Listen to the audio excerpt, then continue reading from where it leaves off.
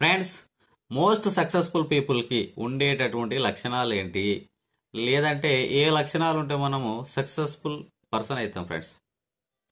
So నేను ఈరోజు paper చదివితే అందులో 10 లక్షణాలు ఉన్నాయి ఫ్రెండ్స్. ఆ 10 లక్షణాలు మనకుంటే నిజంగానే మనం ఒక సక్సెస్ఫుల్ పర్సన్ అయిపోవచ్చు. సో అందులో ఫస్ట్ వచ్చేసి సక్సెస్ఫుల్ పీపుల్ అనేవాళ్ళు ఎర్లీ రైజర్స్, అంటే పొద్దుగాలనే లేస్తారట ఫ్రెండ్స్. సో చాలా మందిని చూసినాం మనం. సో అమెరికా అధ్యక్షుడైనటువంటి జాయ్ బిడెన్ కానీ, ఇప్పుడున్నటువంటి నరేంద్ర మోడీ కానీ, దాని తర్వాత అమితాబ్ బచ్చన్ కానీ, వీళ్ళంతా సక్సెస్ఫుల్ పీపుల్ అంతా పొద్దుగానే లేచేటటువంటి అలవాటు ఉన్నది.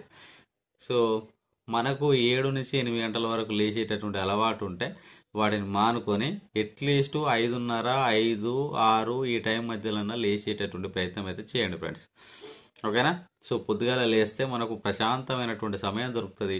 ఆ సమయంలో మనం ఏదైనా పనులు చేయొచ్చు. ఆ పనులతోటే మన జీవితంలో సక్సెస్ అనేది మనం సాధించవచ్చు ఫ్రెండ్స్. తర్వాత సక్సెస్ఫుల్ పీపుల్కి ఉండేటటువంటి రెండవ లక్షణం ఏంటిదంటే గోల్ సెట్టింగ్ అనమాట. అంటే మన జీవితం నెల తర్వాత ఎట్లా ఉండబోతుంది, 1 ఇయర్ తర్వాత ఎట్లా ఉండబోతుంది, 5 ఇయర్స్ తర్వాత, 30 ఇయర్స్ తర్వాత.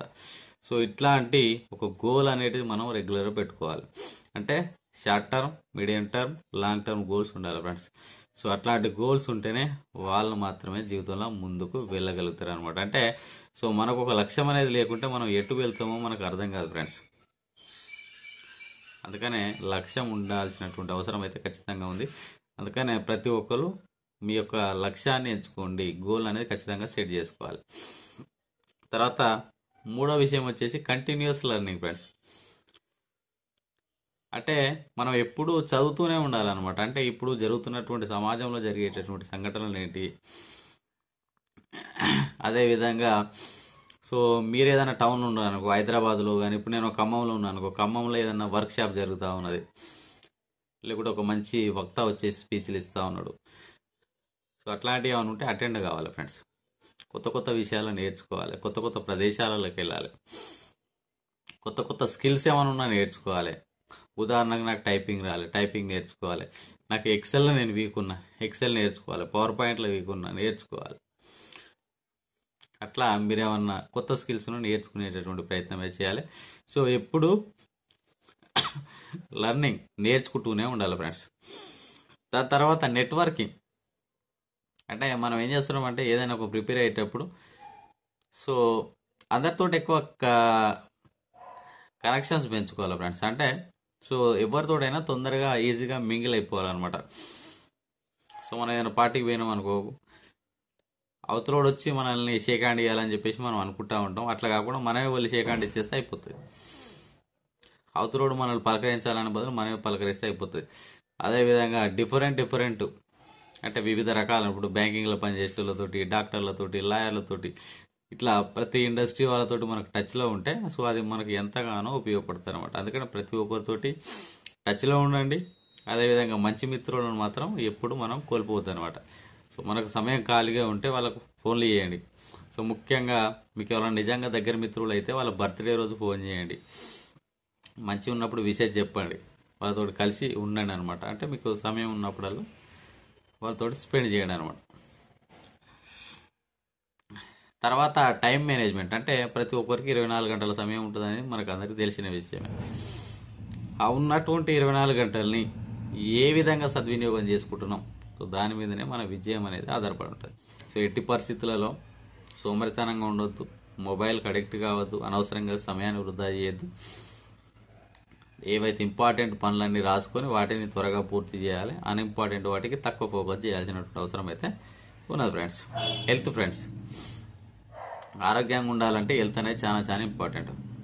సో అందుకనే మనకు సరైనటువంటి ఆహారం అనేది చాలా అవసరం. అన్నాన్ని ఎక్కువ తినకుండా పండ్లు తినడాలు, లేకుంటే నట్స్, డ్రై ఫ్రూట్స్, లిక్విడ్ పదార్థాలు ఎక్కువ తీసుకునేటటువంటి ప్రయత్నం చేయాలి. అదేవిధంగా వీలైనంత వరకు కొవ్వు, తర్వాత పిండి పదార్థాలు తగ్గించి మనం ఓన్లీ ప్రోటీన్ల ఆహారం తీసుకునేటటువంటి ప్రయత్నం అయితే చేయాలి. అదేవిధంగా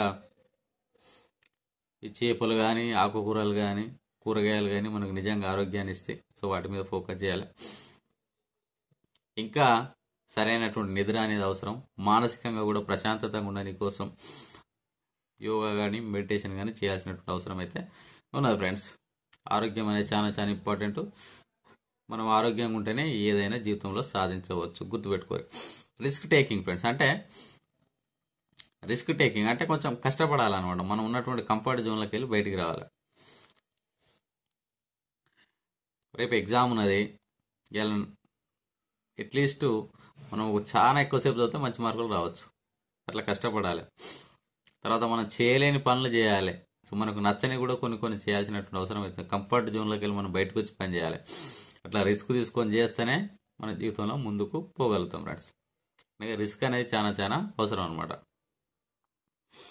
తర్వాత ఫైనాన్షియల్ ప్లానింగ్ అనమాట.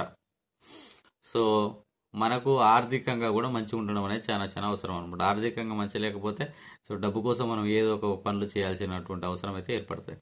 అందుకనే మనం సంపాదించినటువంటి డబ్బుల్ని మనం ఏ విధంగా ఖర్చు పెడతా ఉన్నాం, దాని తర్వాత మన ఆదాయం అనేది ఎక్కడ లీక్ అవుతుంది అంటే కొన్ని అనవసరమైనటువంటి ఖర్చులు పెడతాం. ఇప్పుడు అనవసరంగా అమెజాన్లో ఏదో ఒకటి చూసి ఏదో ఒకటి పనికి మాలిన వస్తువులు కొంటాం. సో ఒకసారి మీ ఇంట్లో చెక్ చేసుకోరు, మీకు పనికి మాలినటువంటి వస్తువులు మీరు ఎన్ని కొన్నారు, సో మీరు అంటే ఎక్కువగా వాడినటువంటి వస్తువులను ఎన్ని కొన్నారు అట్లాంటివి ఒకసారి చెక్ చేసుకోరు. అందుకని మీ ఆదాయాన్ని ఇన్కమ్ లీకేజ్ అనమాట. అంటే ఎక్కడెక్కడ అనవసరంగా వృధా చేస్తున్నారు వాటి అన్నిటిని పక్కన పెట్టేసేయరు.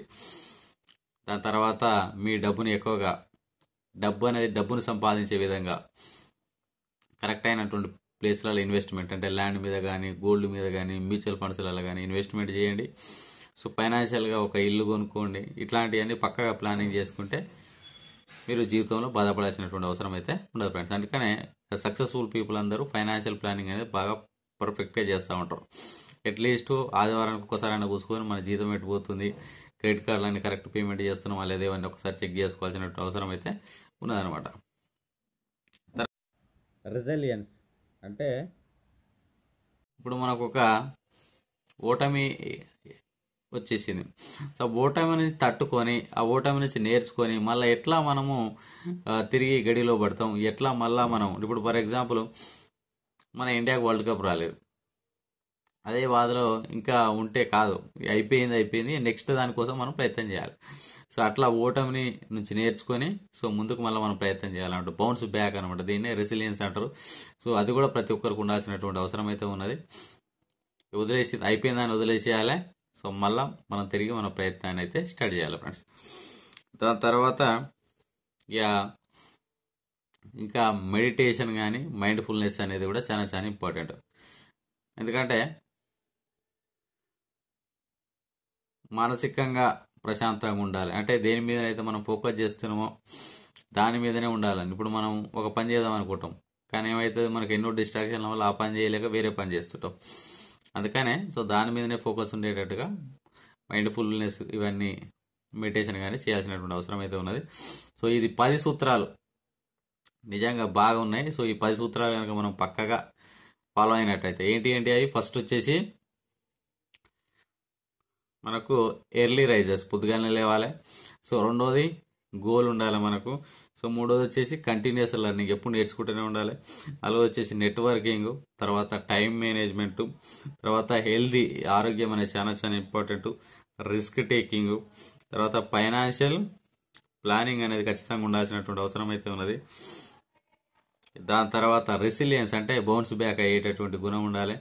అదేవిధంగా మైండ్ఫుల్నెస్, తర్వాత మెడిటేషన్, ఈ 10 సూత్రాలు కనుక పాటించినట్టయితే సో మనం జీవితంలో కూడా సక్సెస్ సాధించవచ్చు ఫ్రెండ్స్. అందుకనే సో ఈ 10 సూత్రాలను అలవర్చుకునేటటువంటి ప్రయత్నం అయితే చేయండి friends. Okay friends, thank you. ఈ వీడియో నచ్చిందని నేను అనుకుంటున్నా. వీడియో నచ్చినట్టయితే లైక్ చేయండి, మీ ఫ్రెండ్స్ కూడా షేర్ చేయండి. మన యూట్యూబ్ ఛానల్ కొత్తగా చూస్తున్న వాళ్ళు తప్పకుండా సబ్స్క్రైబ్ చేసుకోండి.